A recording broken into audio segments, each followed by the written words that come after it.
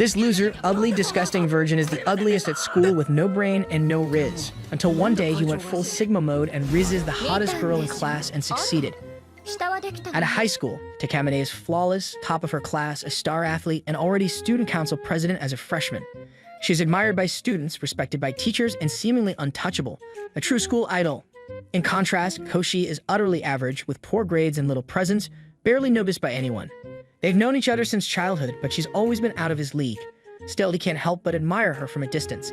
As he heads to his usual quiet lunch spot, a dusty, unused sports supply room, he's unaware that Takamine's eyes follow him. Their world is about to shift.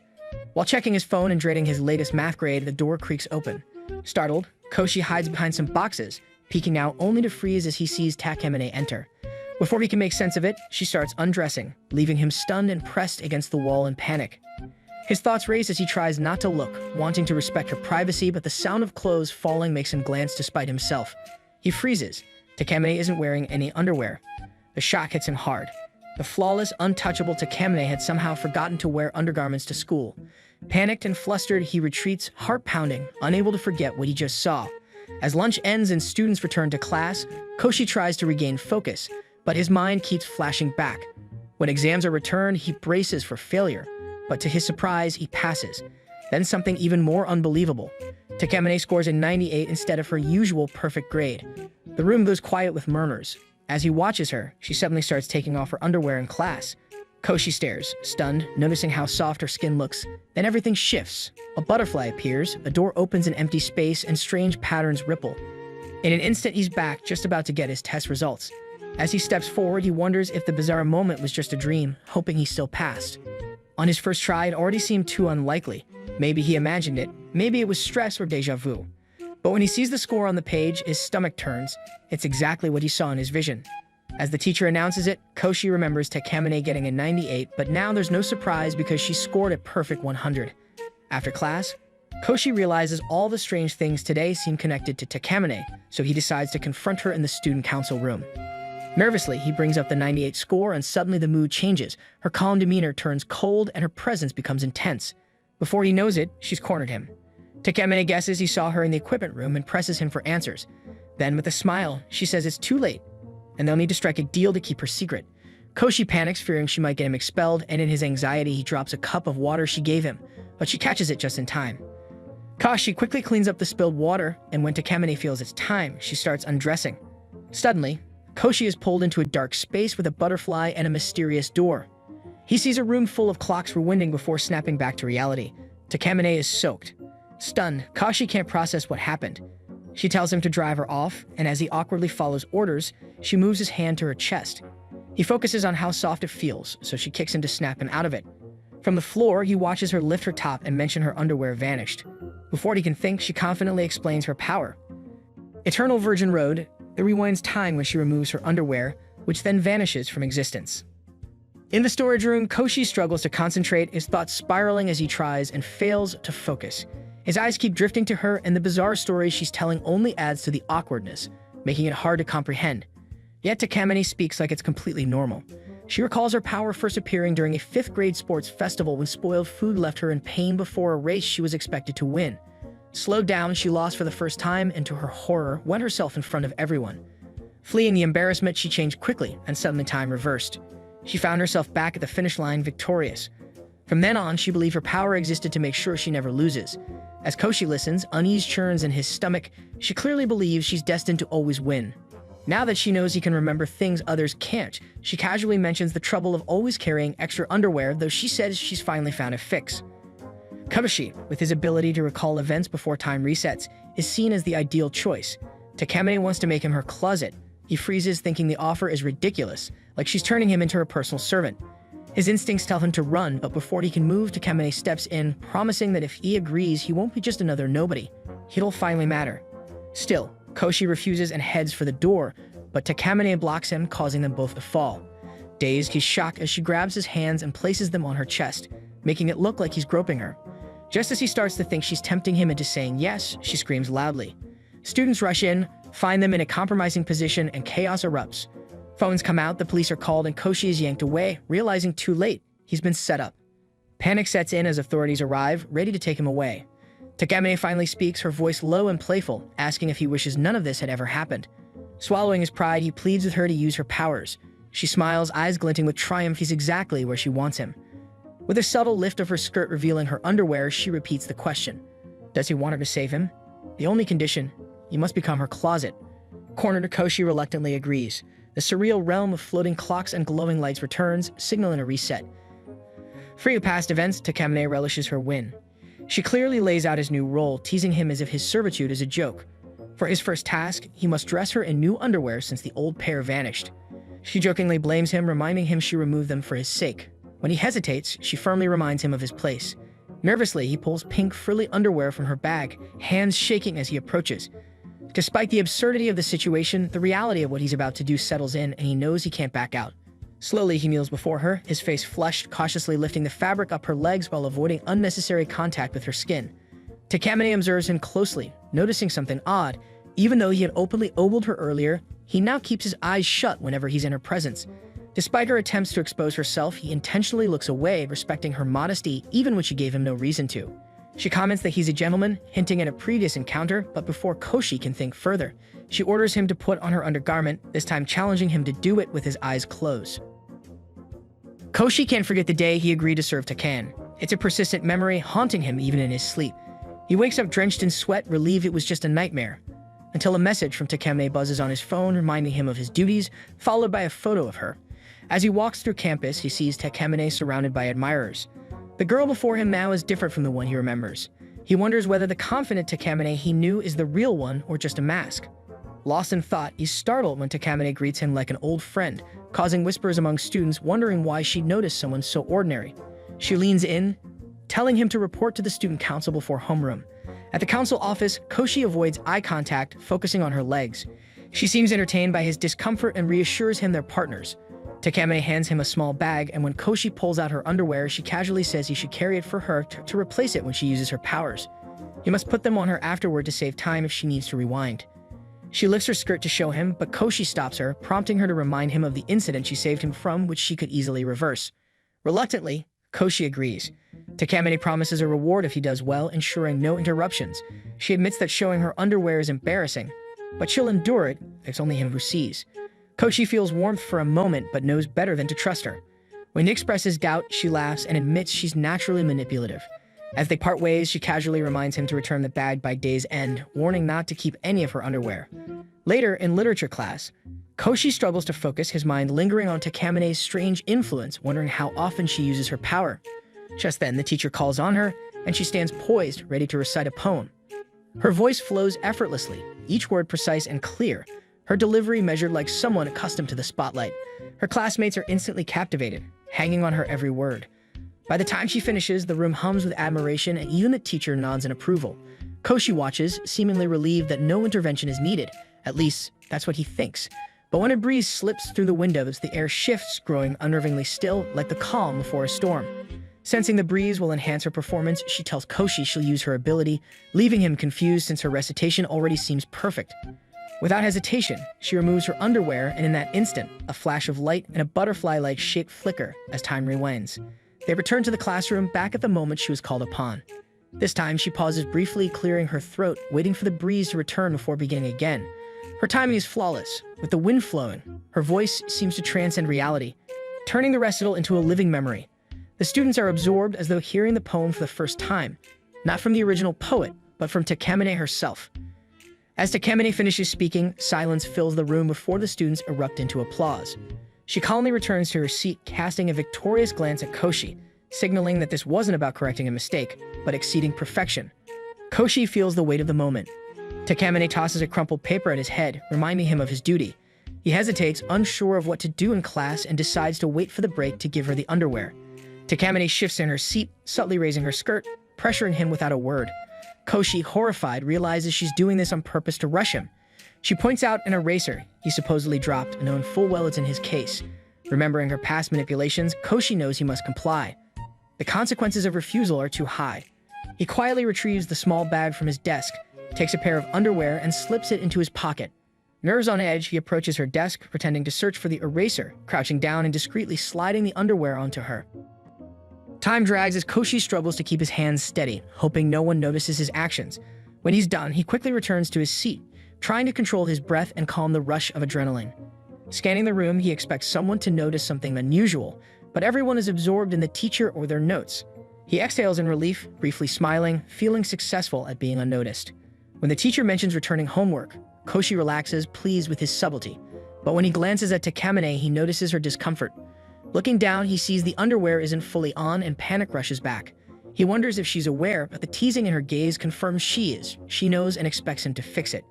If he ignores it, the underwear could fall off when she stands, ruining her image, or worse, she could twist the situation to blame him, ruining his future.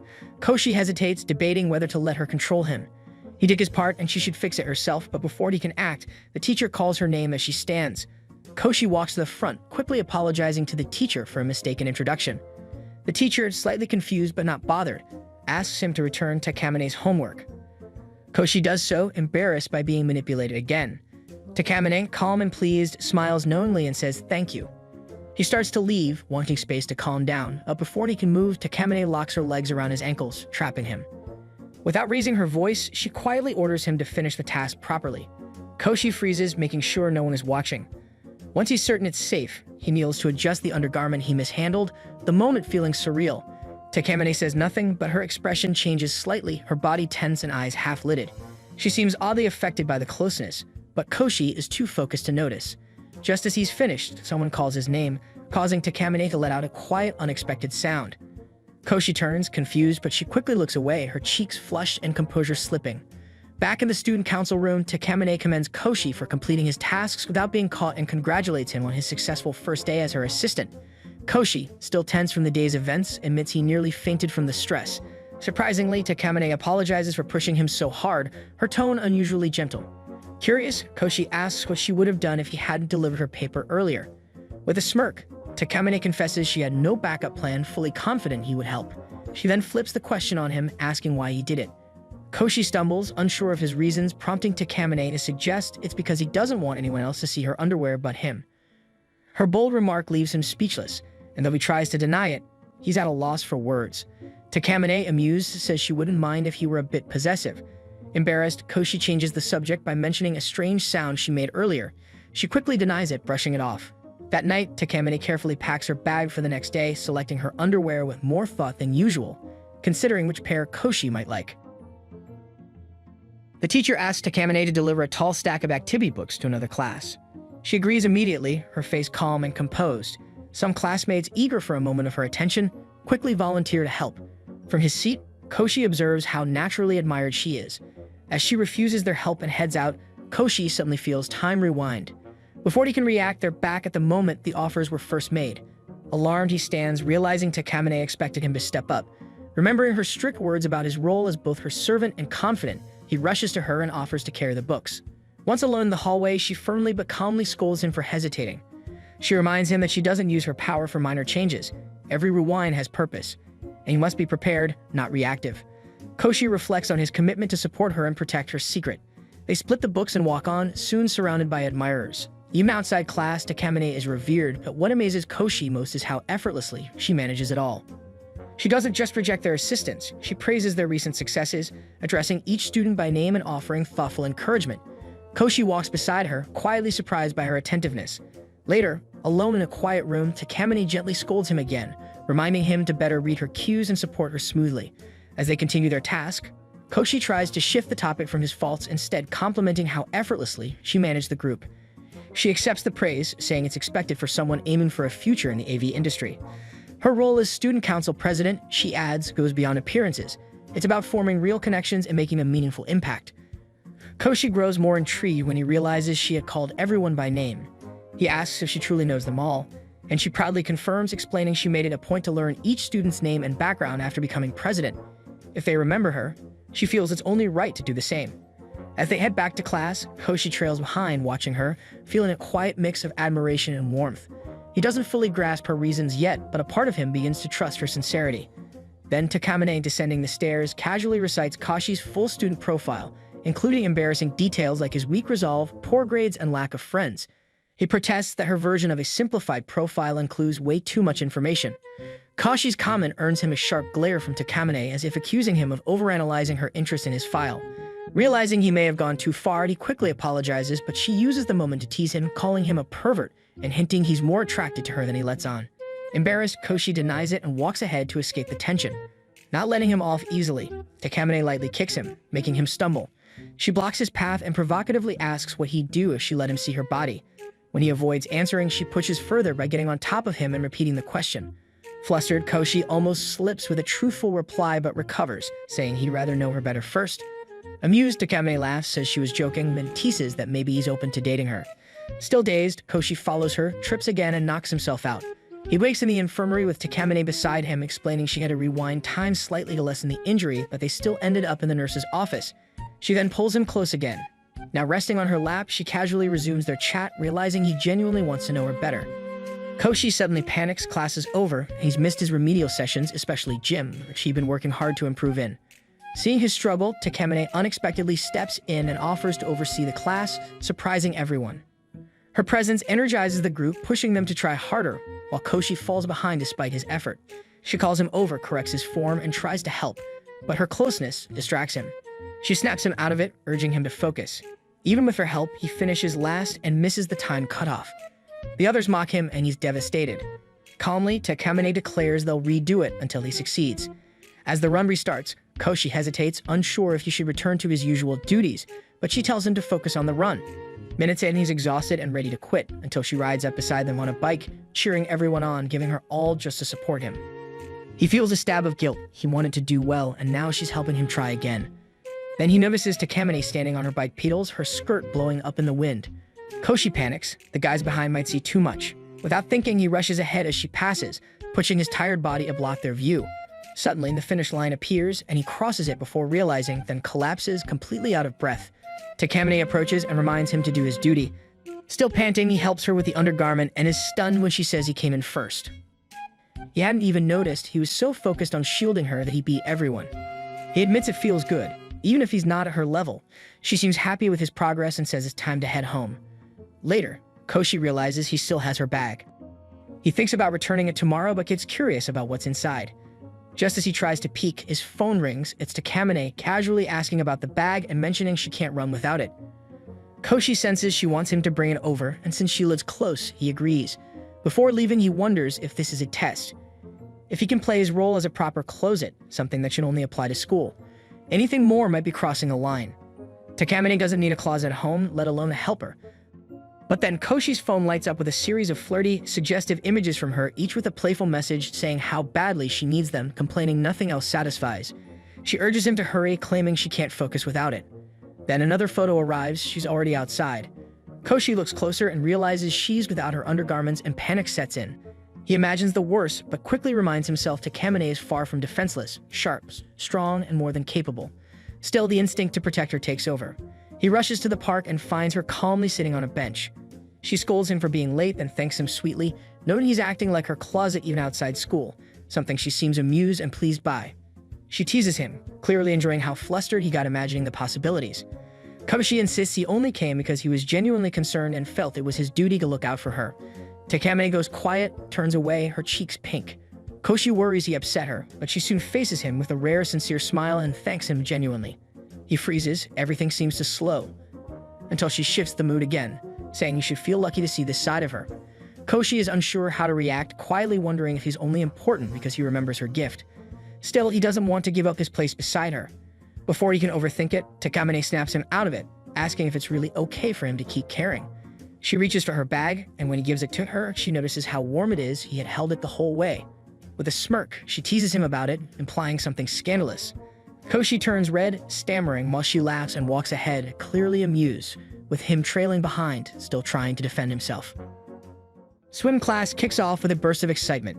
Takamine easily beats a seasoned member of the school's swim team, impressing everyone with her effortless speed.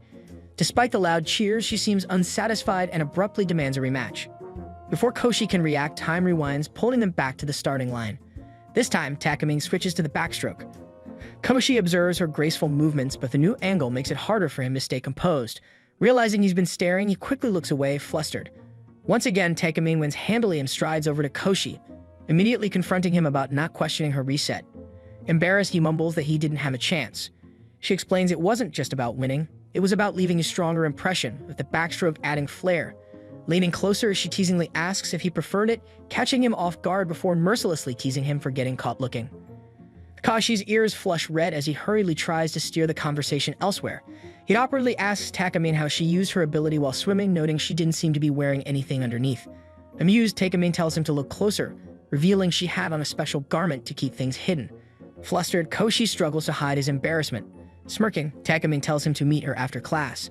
That afternoon, they end up at a department store, where Koshi awkwardly lingers in the women's lingerie section. Takamine, enjoying his discomfort, mischievously tells him to pick something out, since he has to dress her anyway.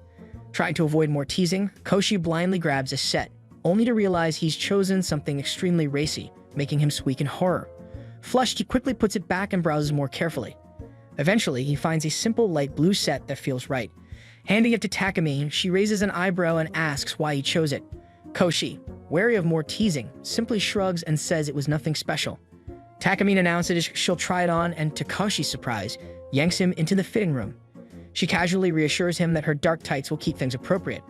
Still, Koshi, flustered, averts his gaze and blushes. Amused by his reaction, Takamine playfully taunts him, prompting Koshi to faint from embarrassment. Though initially concerned, she soon bursts out laughing when he comes to, mocking him for overreacting. Later, trapped in an elevator with Takamine pressing him against the wall, she demands to know why he chose that particular underwear. Red-faced, Koshi explains the color reminded him of the sky and sea, perfect for someone as elegant and aloof as her. Feeling foolish, he panics, but when the doors open, Takamine simply leaves. Regretting his awkwardness, Koshi runs after her and asks if she even likes it. She quietly admits she does, mainly because she enjoys watching him work. The next day, Koshi, battling a cold, barely makes it through school. As he staggers out, Takamine catches him before he falls and insists on walking him home. At his place, impressed by his tidy room, she can't resist snooping and even opens his laptop. Disappointed by the boring contents, she's caught when Koshi slams it shut, accusing her of ulterior motives. Unbothered, Takamine claims she only helped him because his illness would inconvenience her. Learning he hasn't been eating, she scolds him and declares she'll cook, teasing that she'll only wear an apron to encourage him. Laughing at his flustered face, she jokes about personally feeding him and wiping his sweat. As Koshi's face reddens, Takamine playfully hints he might have energy for more than just resting. Flustered, he tries to push her out, warning she might catch his cold. Pausing, Takamine casually uses her power. Suddenly, Koshi is seated by a table with a hot meal ready.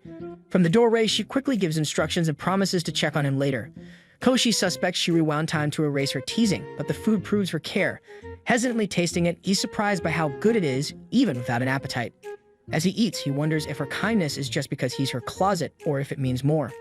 After finishing, he crawls into bed, only for Takamine to quietly return, gather the dishes, and to his shock, slip under the covers. When he demands an explanation, she calmly says it's to keep him warm, using her ability again before he can object. Later, she casually mentions she retook their PE class, careful not to sweat around him. She brushes off his awkwardness and teases him about preferring a sweeter scent, frustrating him. Despite his protests, Takamine stays close, joking she's like a warm water bottle. Panicking over how close she is, Koshi struggles to keep calm. She eventually apologizes for teasing, gently pulling his head to her chest, explaining that skin contact releases oxytocin. Embarrassed but comforted, Koshi relaxes, realizing there's a softer, more sincere side to her beneath her playful facade. As he drifted to sleep, Koshi muttered a question about her strange kindness, suspecting it might be a trap. Caught off guard, Takamine paused, quietly asking what answer he wanted, but Koshi was already asleep. Blinking in surprise, she softened and left for home alone. When a group of kids rushed by, a memory struck her. As a child, she had always been isolated, walking home alone. One day, she fed a stray cat, and young Koshi, clumsy yet kind, had offered his milk too. Later, lying on her bed, she reflected on his question.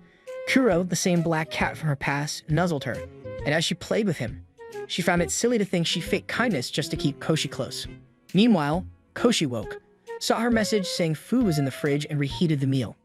As he ate, the warmth reminded him of her earlier care, and he found himself wondering again about her confusing mix of teasing and sincerity. During her usual walk to school, Koshi suddenly remembers a crucial homework is due. Missing it would mean summer remedial classes. He panics, but Takamine, oddly concerned for the teachers more than him, offers to help during lunch if he agrees to a condition that makes him instantly refuse.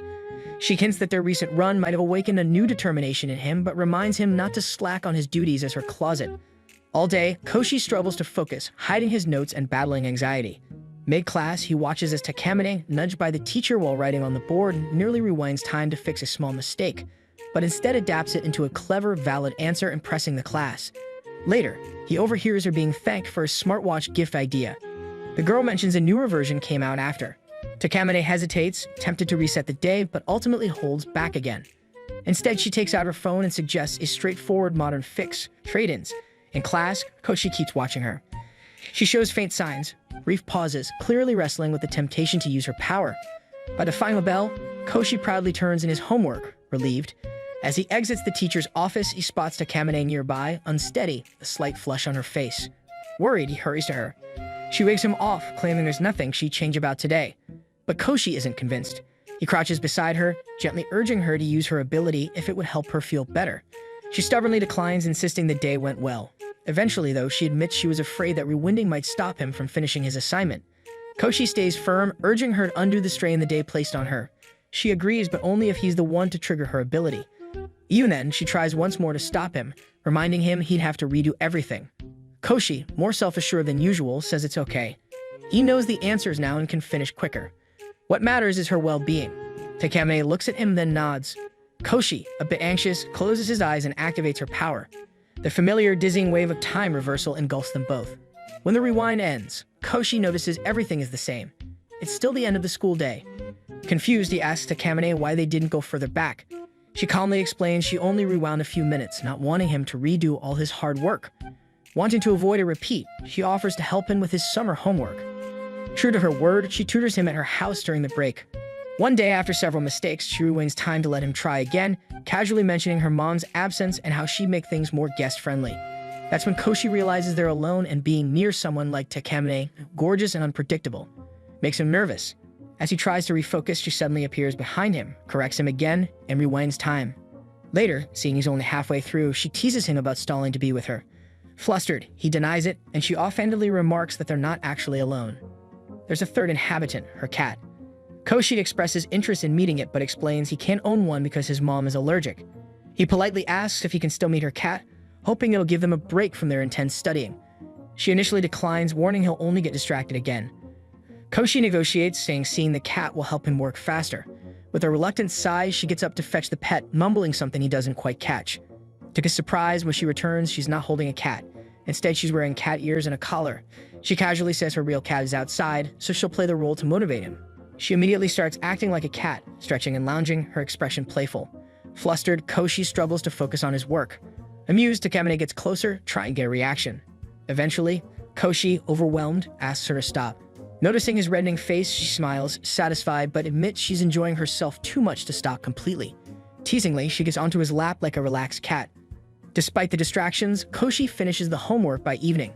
When she walks him to the door, Takamine complains they only managed one worksheet all day. Nonetheless, Koshi thanks her sincerely, grateful for her help. As he opens the door to leave, both are met with the sound and sight of heavy rain.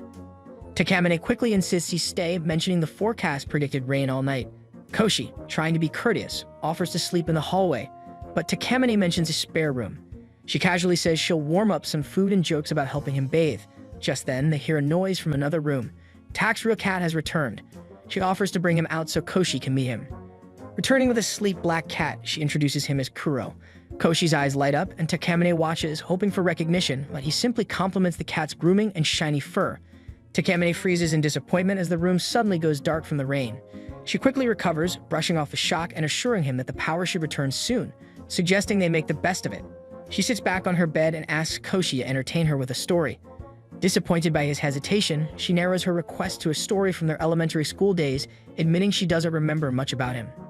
Hoping to trigger a specific memory, she brings up what he used to do after school, clearly wanting him to recall a rainy afternoon with a small black cat. But Koshi just smiles, reminiscing about playing monster hunting games at friends' houses. Frustrated, Takamine urges him to dig deeper for more meaningful memories. Koshi simply shrugs, saying those afternoons with friends were his best memories. Annoyed, Takamine gets up and grabs a water bottle, drinking deeply and letting water spill on the floor before pointing to it with her toe, telling him he can have some if he's thirsty. Koshi watches, confused by the subtle hostility. She lies back on her bed and demands another story. When he starts one about a childhood nickname, she interrupts and he feels overwhelmed, realizing she won't let him gather his thoughts. He politely asks to shower just to get a break. She agrees and goes to prepare it, giving him a brief moment of calm. While she's gone, he pets Kuro, savoring the quiet. But when she returns, she casually mentions she used the last towels. Hours later, still unsure what to say, he sees her asleep. With Kuro curled up on his lap, a memory surfaces. He softly recounts a rainy day from his past, sharing food with a girl and a stray black cat. Takamine stirs, smiling gently. Eventually, he remembered, not fully.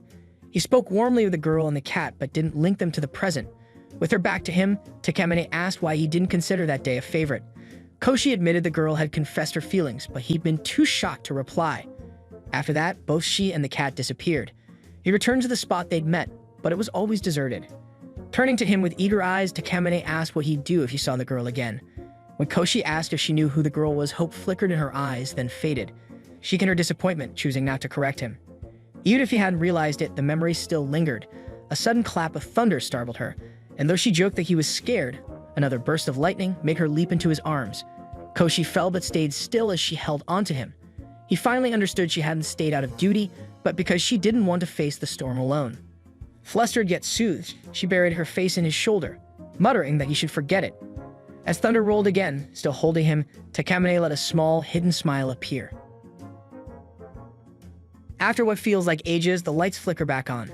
Takamine casually gets up and says she'll cook dinner, but only for herself, still annoyed at Koshi for forgetting their past.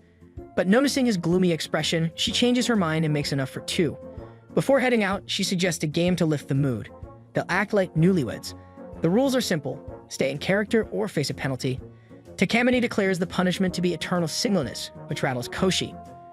Unbothered, she jokes that with his current love life, he has nothing to lose, then exits, teasing him to join her when ready. A bit later, Koshi enters the kitchen and is surprised to see her in an apron. He instinctively calls her by her formal school title, nearly losing the game, but she lets it pass as a first mistake. She reminds him that newlyweds should be closer, nudging him to use a nickname like how she calls him Honey. Unsure, he just says Takamine, which embarrasses him due to its intimacy, though she responds easily, like it's natural.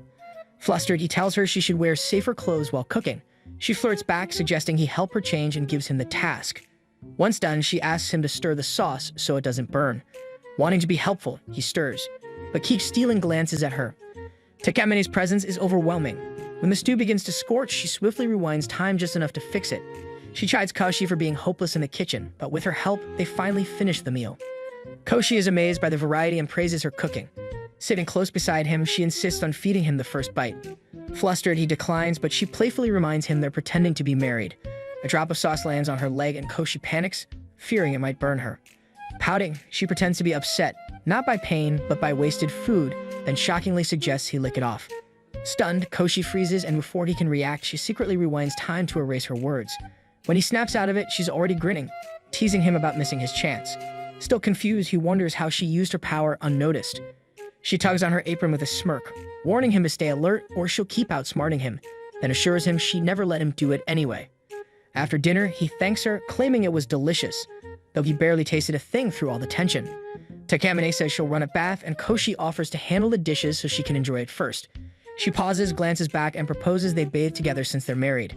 Koshi quickly declines, telling her to go ahead while he waits until morning, ending the game. Realizing how sincerely flustered he is, she stops teasing and lets him bathe first. As Koshi washes up, he spots Takamine's shampoo and, drawn by curiosity, slowly reaches for it. Just before touching it, the door opens and Takamine walks in. Startled, Koshi tries to scold her for pushing the game too far, but she smirks, having caught him mid-act. She grabs the shampoo and jokingly offers it as a keepsake. Embarrassed, he avoids eye contact, thinking the worst, until she casually mentions she's in a swimsuit. Still too flustered to look at her, he says he'll leave once he's done, but she's not finished teasing. Slipping back into her role, she insists that it's a wife's duty to wash her husband's back. Reluctantly, Koshi agrees and tries to stay composed, reminding himself it's all pretend.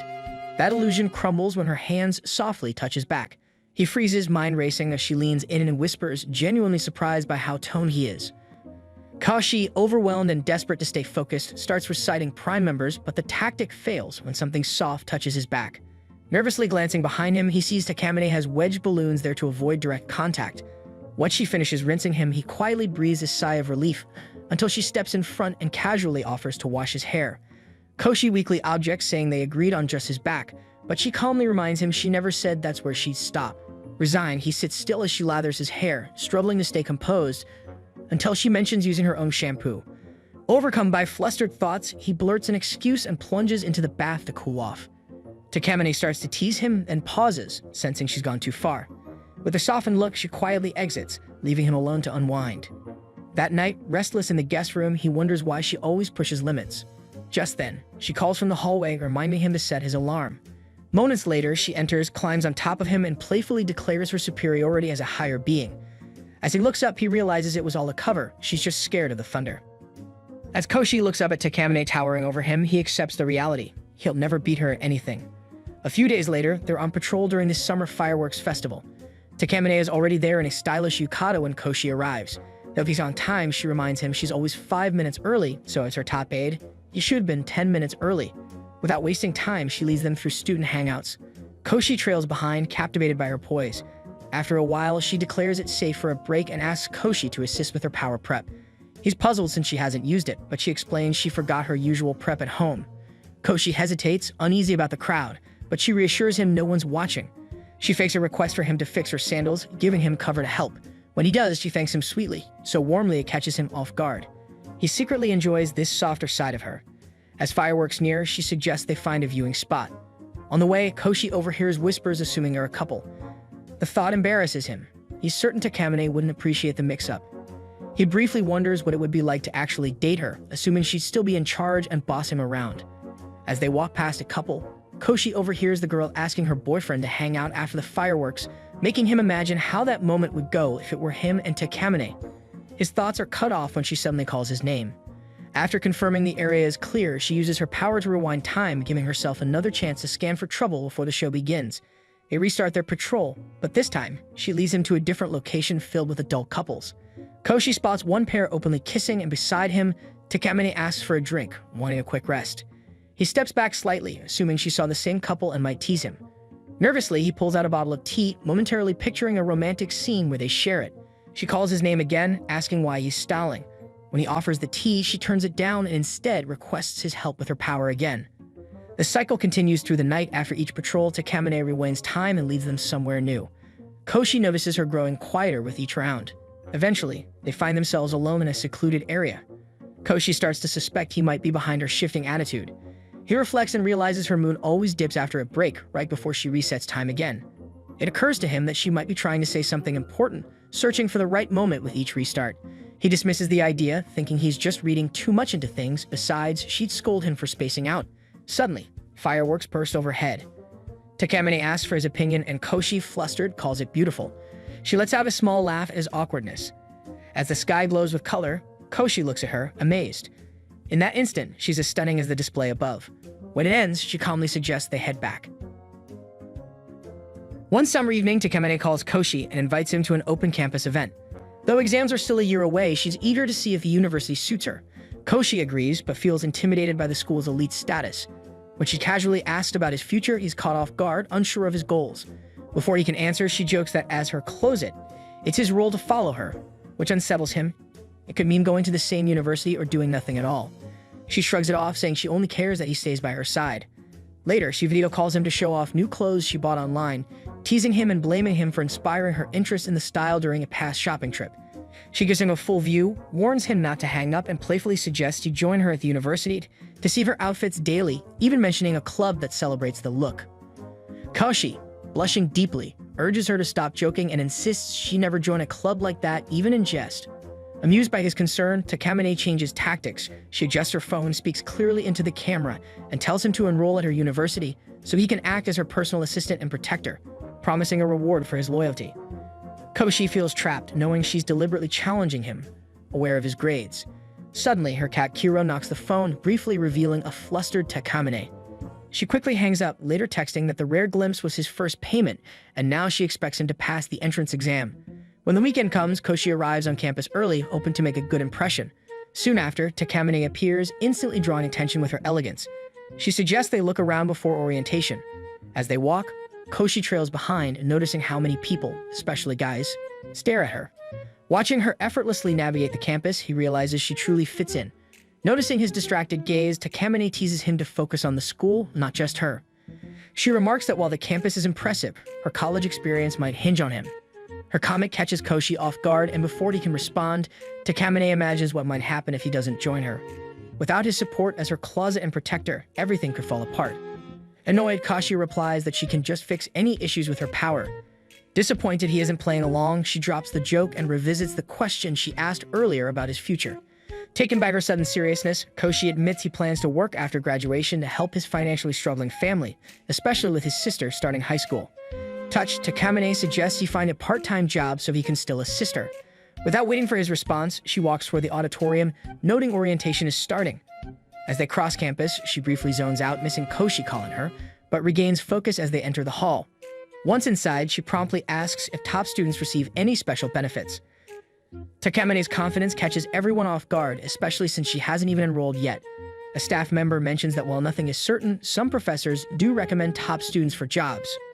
Koshi is struck by how focused she is, until she abruptly activates her power, rewinding time to the beginning of the orientation and asking the same question again. When Koshi asks why, she says she used the word institution instead of university, and it bothered her. Sitting down, she gestures to her skirt, reminding Koshi of his duty. Flustered, he kneels to assist. Eyes shut out of respect, but does it incorrectly. Calmly, she corrects him, though her slight movements make it difficult. After the orientation and campus tour, they head for the exit. Though pleased with the day, Koshi brings up her decision to rewind time over a single word. She explains, as always, that perfection matters, especially for someone aiming to become a god. Koshi sighs, knowing there's no point in arguing. In a softer tone, she adds that she simply wants their time together to be meaningful, especially if he ends up working to support his family. The remark unsettles Koshi.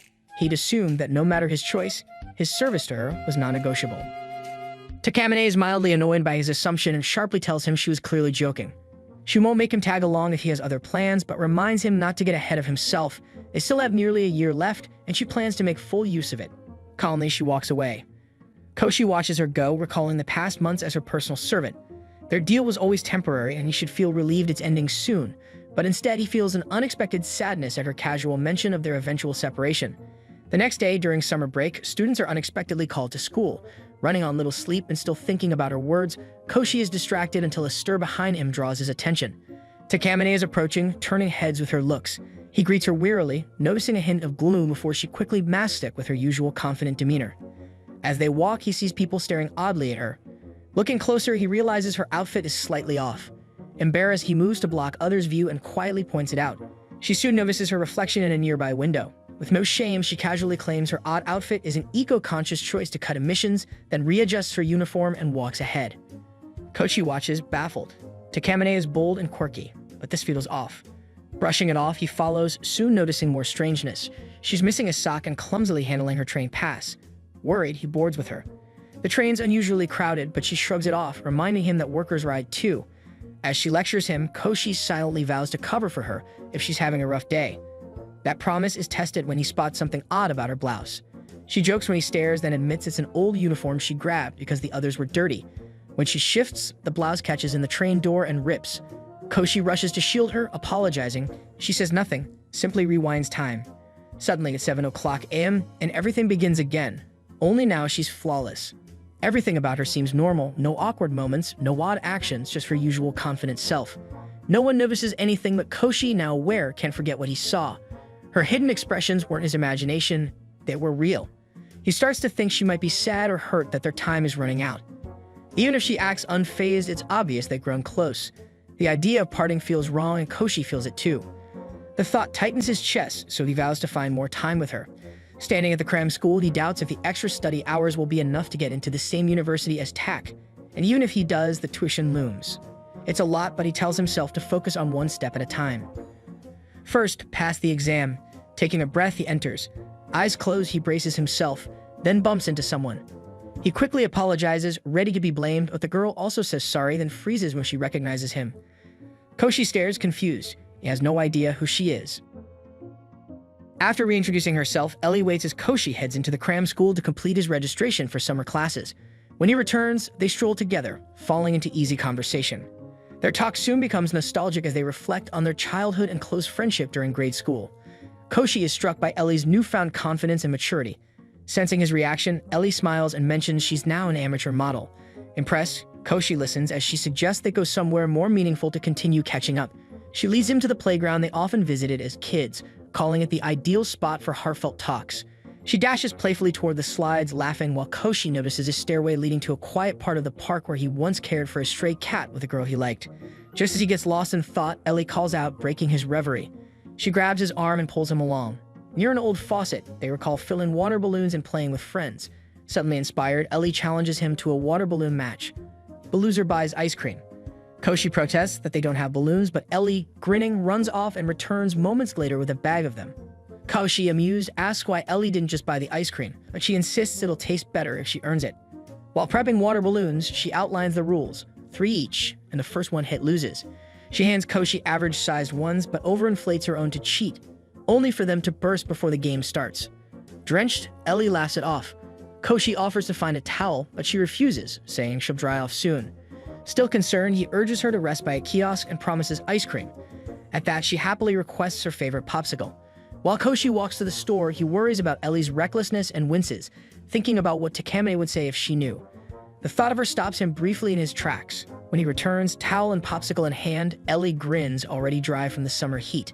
They sit together enjoying the treat. Between bites, she asks about his university plans. Koshi answers hesitantly, admitting he never seriously considered college due to poor grades and money, but someone once encouraged him to apply to the same school. He had told her it wasn't practical. What he wanted felt far beyond his means or academic ability. Still, the way she looked at him after saying it lingered in his mind and pushed him to try anyway. Ellie listens closely, sensing there's someone he cares about. What she guesses it's someone he loves, Koshi denies it, but his awkwardness gives him away. Ellie pats his back, happy for him. She thinks the girl likely feels the same, especially if she suggested going to the same college. Koshi insists she doesn't see him that way, comparing himself to furniture. Ellie finds it strange but says love suits him, and there's still hope. While they talk, Ellie accidentally drops ice cream on him and tries to clean it, but Koshi pulls away. A chill hits him as a cold voice interrupts. He knows who it is without looking, but turns anyway. Takamine stands there, eyes sharp. Ellie looks up, surprised, then turns to Koshi for answers. He hesitates. Takamine glances at Ellie's hand and the space between them, making a biting comment. Koshi fumbles for words, mentioning he thought she was unwell. Takamine's face hardens at the comment. She shifts and confidently holds her ground, silently rejecting the idea of being too sick to go out. Shifting focus, she calmly questions Koshi about what he's doing with Ellie.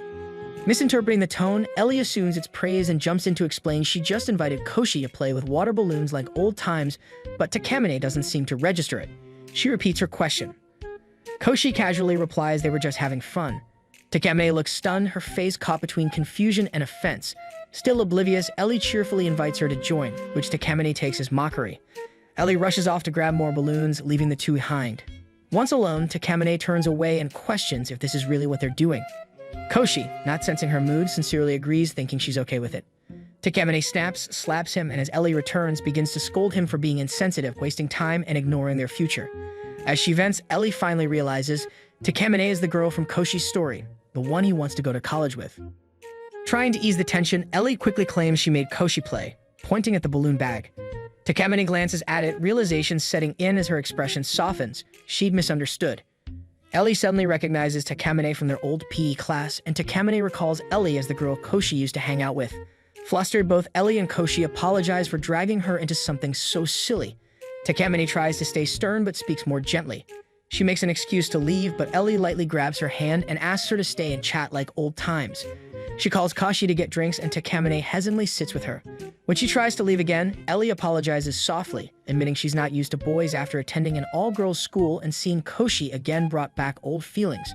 Takamine brushes it off, but Ellie continues, saying she'd also be uncomfortable if someone else got close to a boy she loved. Takamine is shocked. She wants to deny it, but Ellie's confident gaze makes her pause. Ellie then compliments her, teasing that maybe her elegance is tied to her feelings for Koshi. Takamine starts to deny it again, but Ellie pulls her into a teasing side hug, urging her to face her true feelings. Embarrassed, Takamine freezes, only for Koshi to return just in time to break the tension. She instantly pulls away and whispers to Ellie never to mention it again, insisting she confessed nothing. Ellie then jumps up, says she has a photo shoot, flashes a grin, tells Koshi she'll see in a cram school, and leaves. Watching her go, Takamine fixates on her last words, then sharply questions Koshi about it. He explains he's aiming for the same college as Ellie, though unsure he can afford it. Still, he wants to try. Emotions swirl in Takamine. Pride, irritation, something deeper. She masked it by lightly scolding him, then quickly shifts to strategy. She tells him about financial aid, suggests a part-time job, and with unusual tenderness, offers to help him study. Koshi is caught off guard. The gesture is bold, surprising, and unusually heartfelt for Takamine. He tries to decline, insisting he can manage, but she cuts him off and uses her power to bring them back before he can argue. She tells him to simply say thank you, handing over her bag and reminding him to do his job like always. As he awkwardly takes it, she says she doesn't mind helping. He supports her every day without complaint. Then she extends her hand. Koshi hesitates, then accepts it, and she grips it firmly, vowing to push him until he passes the entrance exam. Back at her place, she quickly sets up a study area and realizes just how much he's behind. She watches with concern as he struggles with even the simplest problems. Noticing the tension, Kuro tries to curl up in Koshi's lap. With a soft command, Takamine calls the cat over and Kuro obediently leaps into her arms. She strokes him gently and whispers something only he can hear, while Koshi continues working under her sharp gaze. After a long, exhausting day at cram school, Koshi and Ellie are about to head home when Takamine notices them. Seeing how drained they look, she casually suggests they unwind somewhere. Ellie perks up and recommends her go-to-family restaurant. Once there, they slide into a booth and a friendly waitress greets Ellie. After taking their orders, she mentions she's off in an hour. Ellie says she's a classmate who gives her extra fries, which is why she often comes here. Since she picked the spot, Ellie insists on covering the bill. Takamine sticks to her usual habits and orders coffee, saying she avoids carbs. As food arrives, the talk shifts to cram school. Koshi and Ellie joke about ending up in the same class and having someone familiar to struggle with. Takamine, quiet until now, starts to look annoyed. When Ellie recalls studying with Koshi as kids, Takamine snaps that he only studies around cute girls. Ellie misses the sarcasm and cheerfully says she wishes Takamine had been there back then. Maybe she'd have had better grades. She vaguely recalls skipping homework and wanting to play, but the details are fuzzy. Takamine brushes it off and instead mentions how Koshi once made her wear a cat costume to help him study. Ellie laughs and says she's jealous that even studying with them sounds fun. Wanting to join in, she suggests they all study together sometime and maybe even have a sleepover like she and Koshi used to. Takamine's tone turns sharp as she brings up the night Koshi stayed over at her place. Koshi, startled, tries to explain, but she shuts him up with a kick. Luckily, Ellie doesn't catch on. Confused by Takamine's attitude, Koshi wonders why she's acting so cold. Takamine flatly says she wants Ellie to see the real Koshi, not the sweet kid from before. After dinner, Ellie asks to talk to Takamine privately. Away from Koshi, Ellie gently apologizes if it seemed like she liked him. Calmly, she assures Takamine she's already with someone. Then smiling, she adds that if she weren't taken, she'd probably be more into Takamine than Koshi. The unexpected comment leaves Takamine speechless. Just as she tries to respond, the waitress returns. Ellie says goodbye and walks off hand in hand with the waitress, leaving Takamine blushing as the meaning sinks in. Later, Takamine finds Koshi in a park and jokes that he reminds her of Hachiko, the loyal dog. With a teasing grin, she says she and Ellie might have made fun of him a little. Her voice softens as she admits she misjudged Ellie. Elsewhere, Ruruka scolds Ellie for flirting with Takamine. At the park, Takamine shows a bag of leftover water balloons Ellie forgot and challenges Koshi. Whoever lands more hits gets to make a demand. Koshi reluctantly agrees, planning to go easy. He tosses the first balloon lazily, expecting her to dodge, but attached spins right into it, getting soaked. She faces him with a blank look, and he begins to suspect she's trying to recreate his recent playtime with Ellie. Tekka, noticing his dazed stare, snaps at him, accusing him of thinking about Ellie. Flustered, he tries to explain, but she pelts him with balloons, catching him off guard. Turning away, she smugly reveals it was all part of her plan to win. After the game, they rest at a nearby gazebo. Takamine demands he wipe her sweat, mirroring Ellie's gesture. Koshi now sees she's copying his moment with Ellie. Unsure of her feelings, he asks if she's mad he's not serious about his future. To his surprise, she softens and gives him a rare, genuine smile. She tells him she's proud. He took charge of his future by attending cram school and is finally maturing.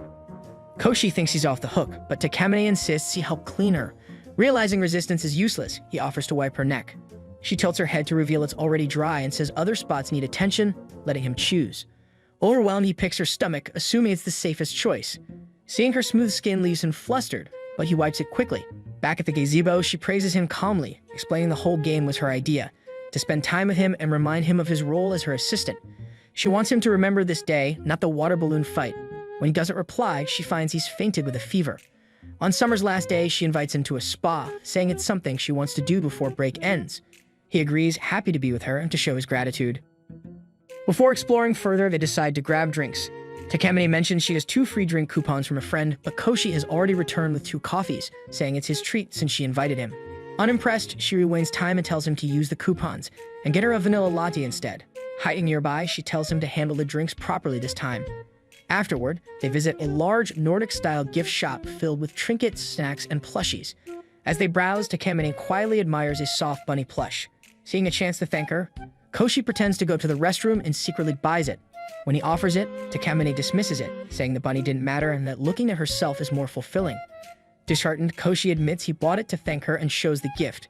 Dissatisfied, Takamine rewinds time again and stops him from buying it. Instead, she insists on getting him a gift, specifically the coaster he liked earlier. To lift the mood and offer Takamine a genuine moment of fun, Koshi takes her to the nearby docks. They rent a small boat and step in together. As Koshi begins rowing, the boat drifts smoothly over the water, and both are quietly amazed by the peaceful, dreamlike setting. The shimmering reflections make it feel like they're floating in the sky. Koshi is especially surprised to learn it's Takamine's first time on a boat, given how experienced and composed she usually appears. When she offers to row so he can rest, Koshi insists on continuing so she can unwind. Annoyed by his refusal, Takamine suddenly leaps into the water without warning. She surfaces quickly, climbs back in, and loudly complains about her soaked clothes, claiming she slipped. She rewinds time again, this time to before they even boarded. But once the reset ends, Koshi finds himself alone. He spots Takamine, already dry and irritated, waiting by the rental stand. She snaps at him to hurry up so they can move on. Koshi notices she's already prepped her power again, and when he points it out, she gets defensive and blames him for being too slow, saying she had to do it all herself. She rushes forward, eager to move on and distract herself from embarrassment. They climb a quiet hill path where the wind rustles through the trees. As they walk, Koshi feels guilty about how often Takamine seemed annoyed with him today. Unsure of her true feelings, he shares his doubts, wondering if she's really enjoying herself. Takamine stops and turns the question back, asking why he's suddenly acting so dutiful. After a pause, she shyly admits the whole day was planned for him, as thanks for his hard work outside school and a break from cram school stress. Koshi halts, surprised. Slowly, he realizes she's been caring for him in her own way, helping him relax and enjoy the day. He gazes at her a moment too long, prompting her to tease him to stop acting strange. But Koshi smiles and sincerely thanks her, saying she doesn't need to do so much because her support and presence already mean a lot. He admits he feels renewed because of her and that planning the day made him happy since it was for her. Takamine hides her eyes beneath her wide-brimmed hat, caught off guard by his honesty, but soon looks up with a fond smile. Playfully, she then challenges him to share his next plan so she can decide if it's really fun. Koshi is once again in Takamine's room for what's supposed to be a study session, but things are far from peaceful. Just 30 minutes earlier, on his way there, he ran into Ellie, who lit up when she heard he was going to Takamine's and insisted on joining, calling her an incredible tutor. Despite his reluctance, Koshi couldn't refuse. Now in the calm elegance of Takamine's space, Ellie's lively energy disrupts the usual focus. She gushes over Takamine's skills, but Takamine doesn't smile once. With thinly veiled irritation, she asks Ellie why she isn't studying with her girlfriend, Rurika.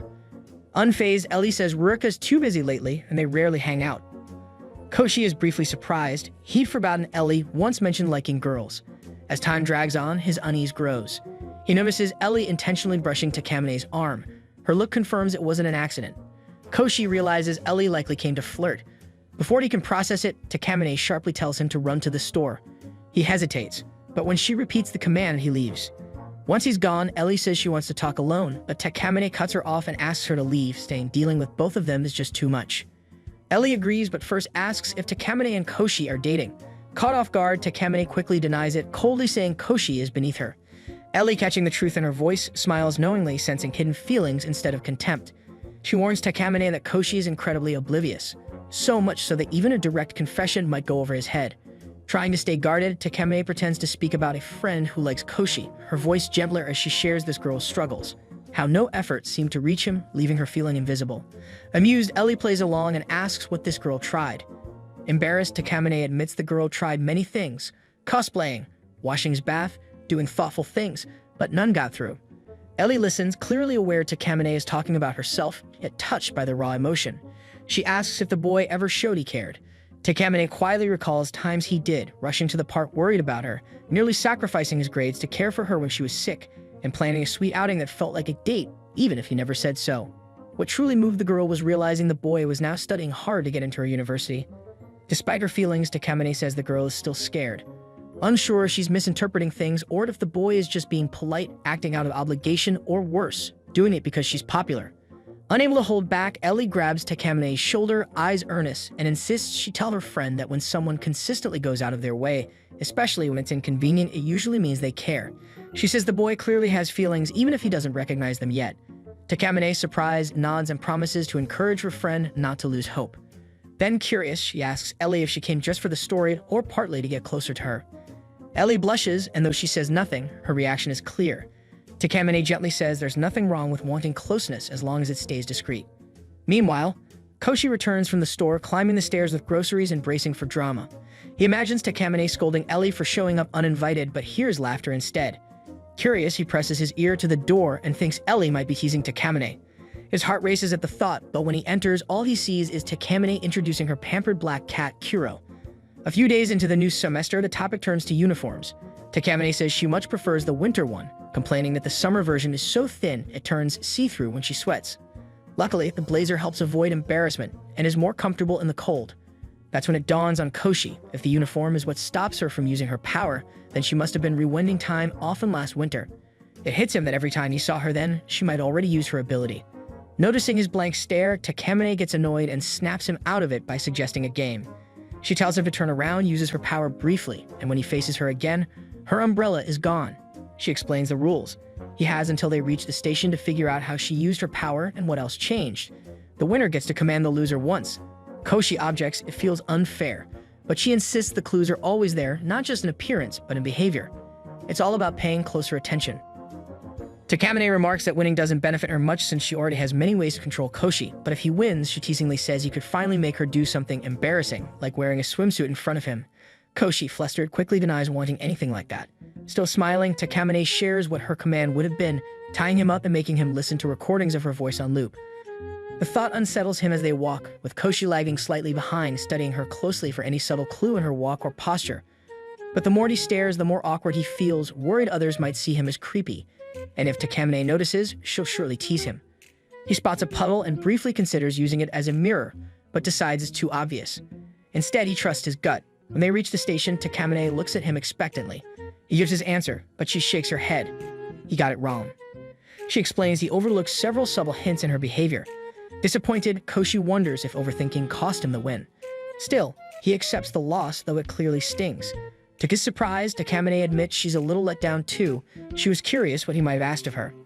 Her voice softens as she mentions that she'd made things easier by leaving obvious hints, but Koshi missed everyone. His face flushes with embarrassment, shocked he didn't catch on. As she heads to the train, Takamine playfully reminds him she still hasn't chosen his role. On board, their chat shifts to the upcoming school festival and their classes plan to perform Cinderella. Takamine brings up how Koshi's class ran a haunted house last year, teasing him for barely doing his part. He admits he doesn't care much for festivals, partly due to his limited social life, but is surprised she remembers, given they weren't in the same class. She explains that as student council president, it's her job to know. Then, with a more serious look, she tells him he'll be acting this year. Since she's Cinderella, it would make sense for backstage staff to keep rushing to her. She urges him to take a supporting role, ideally one always on stage. Once in class, Takamine gets straight to work, organizing ideas and asking for role preferences. Unsurprisingly, everyone agrees she's the ideal Cinderella. She then asks for sound team volunteers. Noticing a chance to avoid attention, Koshi raises his hand, but Takamine immediately glares at him and rewinds time to write after the class decides on Cinderella.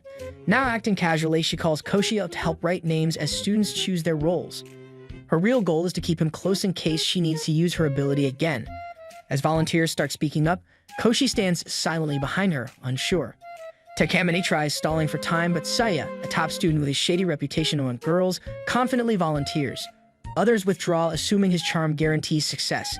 Quietly, Takamine tells Koshi she might have to make Sia her second closest if he takes the role, hinting Sia wants special treatment.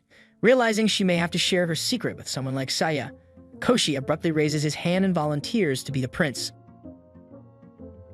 As expected, Sia dominates the vote, his charm and self-assurance easily swaying most classmates, while Koshi gets just one vote. Once the results are settled and the crowd disperses, Koshi walks beside Takamine, shoulders drooping, and apologizes for failing to try harder, feeling he disappointed her. When she doesn't answer right away, dread hits him until she finally replies, slightly annoyed, revealing she only mentioned another closet to push him to volunteer and never planned to pick Saya. She says there's no need for a second closet since Koshi will act as the prince's guard, meaning he can stay close during the play unnoticed. She smirks, strides ahead, and expects him to follow. As they head home, she nonchalantly tells him to have fun acting. Koshi reflects on this and recalls that despite losing, someone voted for him. When he mentions it, Tekken just grins and claims it was probably a curious classmate. The class throws themselves into festival prep, spending homeroom and after-school time building props, memorizing lines, and adjusting costumes. On the last day before the event, Takamine gives a brief pep talk urging everyone to help wherever they can. Koshi lingers back, assuming she doesn't need him, but she unexpectedly calls him over to help paint a backdrop. He accepts, but right before they start, he overhears some classmates gossiping, wondering why Tatch even wastes time on him. He tries to brush it off, but their whispers stick in his mind as he paints, causing his concentration to slip. Unaware, he messes up an important part of the set, catching the attention of others who loudly scold him for being sloppy. Before it escalates, Takamine quietly uses her power, ruining time to moments before painting begins. Hiding behind a prop, she calls Koshi over to help her get ready in case she needs to use her ability again and mildly scolds him for ruining the key piece. Before Koshi can finish assisting her, voices call for Takamine, so she peeks out to see what's happening. As she listens and gets ready to step out, Koshi tries fixing her materials but fails, making it slip and almost fall just as Takamine goes to help the others. When she steps out to guide the volunteers, a wooden prop tips over, but she catches it smoothly and hands it back. Koshi hurries over, embarrassed, admitting he couldn't secure it right. She calmly tells him she already handled it while talking to the teacher, and gently reminds him to be more careful next time. Despite the slight scolding, her tone softens and she encourages him to stay focused on the prep. Together, they go back to painting and assisting classmates who need help. Takamine even slips into the maid outfit meant for her role, though tattered to match Cinderella's hardships, it still looks graceful on her. As dusk settles, the class wraps up most tasks, and she delivers a brief, uplifting speech, thanking everyone and urging them to do their best on stage. After she dismisses them, the students pack up. Koshi is about to leave when he sees Takamine's message telling him to wait by the rooftop stairs. Curious, he goes early and waits. When she shows up, she unlocks the rooftop door and Koshi steps into the crisp night air under a starry sky. Softly, she says she wanted to share the view with someone, admitting it might be her last chance to watch the school's night sky before focusing on university entrance exams next year. She smiles, saying this year has been fun thanks to Koshi's help as her closet, and she's happy he'll enjoy the festival together. He awkwardly says there's always the festival in 2 years. She glares, suspecting he plans to flunk just to stay. Flustered, Koshi explains he meant the university festival since he intends to follow her there, so they can make more memories. Takamine falls silent, and the pause unsettles Koshi until she resumes, shifting the topic to her view of Cinderella. She confesses she once disliked the tale, annoyed by how Cinderella tolerated her fate instead of changing it herself. Now though, Takamine relates to her, realizing that finding the bravery to act can be tougher than enduring hardship. Resolute, she decides to act on her own emotions, her face red with shyness as she clutches his hand, only to sneeze unexpectedly. Koshi misunderstands, assumes she's cold, and hurriedly wraps his jacket around her, which flusters Takamine, irritated at him for missing the moment and herself for ruining it. The next morning, the school festival begins. Full of anticipation, Takamine instructs the class to do one final read-through an hour before performing to calm their minds. Everyone agrees, but notices Sia is missing, creating tension before rehearsal. Koshi tries to stay composed alone in the corner until she drags him into the hallway, saying she can't stand seeing him so tense. She suggests doing something fun to help him unwind. Koshi is briefly moved by what he thinks is concern, but Takamine bluntly says she just wants him calm enough not to mess up the play. As they walk, Koshi grows more uneasy when other students gossip about how close they look, so he quickly pushes Taka into the nearest attraction. Inside, the place turns into a horror scene as a voice greets them. Koshi silently congratulates himself for dodging the rumors, but when he lets Takamine go first, he sees her frozen in fear. He remembers she's easily frightened, like during thunderstorms. He offers to leave, but she stubbornly says she's fine and moves ahead, only to get jump scared and instinctively rewind time back to the entrance. Koshi tries again to get her to leave, but she claims she faked her fear to calm him down and marches toward the exit. Just then, the student in a creepy outfit creeps up behind Koshi. Takamine notices too late, resets time again, and fusses over him to check he's okay. Koshi softly comforts her, reminding her that everything in the haunted house is just pretend. Accepting this, Takamine awkwardly steps back, regaining her usual calm attitude. She claims her worry and fear were merely an act to encourage Koshi. As they continue, he feels a quiet thankfulness, realizing that despite her words, she truly tries for him. Silently, he admits he finds her fear of ghosts cute, which makes him smile, but she catches him grinning and snaps at him for daydreaming instead of paying attention. Before he can respond, she squeaks when something pulls at her foot. A student in a huge spider suit appears, and though fake, it looks too real for her. She shrieks and jumps onto Koshi. He tries to soothe her, but a bunch of fake spiders drops from above, scaring her again. She runs off, leaving him behind, and ends up caught in a big web decoration. He hurries to free her, but she repeats it's just an act. As he works to get her loose, they hear other students coming in. Seeing her stuck awkwardly, Koshi panics and blocks her with his body, pretending to be a ghost to scare the others off, but they just ignore him and leave. At last, Takamine breaks free, and they leave the haunted house together. Koshi says sorry for pulling her into it, but she brushes it aside, saying it turned out fine since he looks calmer and even pulled off some spontaneous acting under stress. Back in the classroom, they're about to start practice when a worried classmate runs to Takamine saying Saya, who plays the prince, is missing and unreachable. Just as panic spreads, Sada shows up battered and bleeding, claiming a truck hit him but insisting he can still act. As he coughs up blood, Koshi begs Takamine to rewind time to stop the crash, but she quickly decides to swap him out and declares Koshi the new prince. If you're enjoying the journey of this series, please hit that like and subscribe button and turn on that notification bell so you don't miss any updates. All of your support helps me to keep bringing more high-quality recaps.